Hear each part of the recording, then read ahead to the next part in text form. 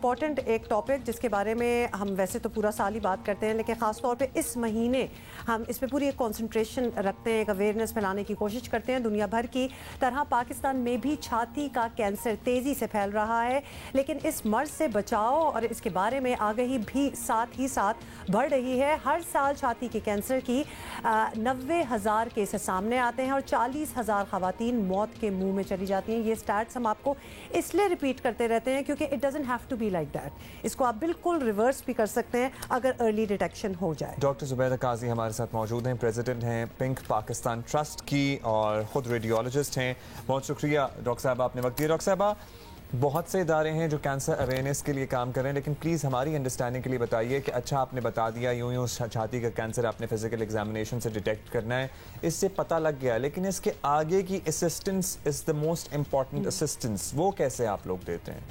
बहुत ही आपने इम्पॉर्टेंट सवाल किया है कि रिस्क फैक्टर्स बहुत सारे लोग बताने वाले मौजूद हैं।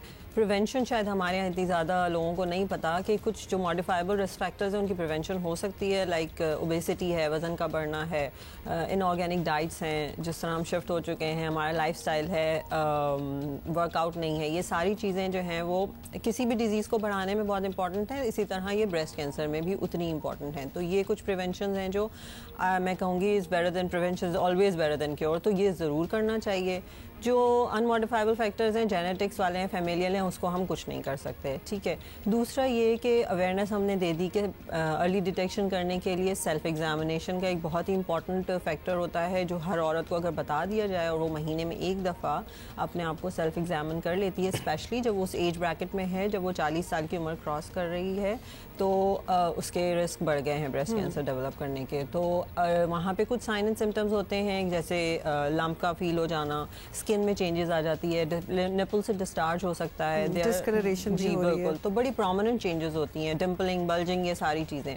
तो इस चीज़ को महसूस करते हुए फिर ज़रूरी है। आई एम ग्लैड कि आपने डिम्पलिंग का भी लफ्ज़ इस्तेमाल किया है, क्योंकि एट टाइम्स ख़वातीन सिर्फ समझती हैं कि सिर्फ गुठली है तो वो कैंसर है, लेकिन अगर एक डिम्पल एक गढ़ा पड़ गया है तो वो भी एक कैंसर की निशानी हो गया है या बल्ज हो गया है। एक्चुअली उसको ऑरेंज पील हमारा मेडिकल टर्म है, जैसे कीनू का छिलका वैसी हो जाती है, दैट्स टिपिकल ऑफ कैंसर। और discharge can be watery, blood, milk. Actually मेरा ख्याल है कि लोगों को अवेयरनेस देने के लिए ये भी कह दिया जाए ख़वातीन को कि कुछ भी नॉर्मल से अलहदा चेंज नजर आए, दैट शुड बी चेक्ड, तो उसको देखना बड़ा ज़रूरी है। डॉक्टर जुबैदा, ये ज़रूर पूछना चाहूँगी, हम हर साल बात करते हैं, अवेयरनेस भी फैलाने की कोशिश करते हैं, और हमें ऐसा लगता है कि अब कौन सी खातून होगी पाकिस्तान में जिसको नहीं पता होगा, लेकिन एक्चुअली ऐसा है। प्रॉब्लम हमारे यहाँ क्या आती है? क्या ख़वातीन को लगता है कि it's very selfish to take care of ourselves, क्योंकि हमारी कॉन्सेंट्रेशन इतनी बच्चों और बाकी घर के लोगों पर होती है कि हम अपने आप को इस तरह तवज्जो नहीं देते? जी, एक बात बिल्कुल यही वाली आती है जो आपने कही है कि बाकी फैक्टर्स इतने औरत की ज़िंदगी में एलिमेंट इंपॉर्टेंट होते हैं कि वो अपनी सेहत को जो है वो बहुत प्रायोरिटी में नीचे चला जाता है। ऑल्दो उसका सेहतमंद रहना सबसे ज़्यादा इंपॉर्टेंट है, so that she can take care of the family.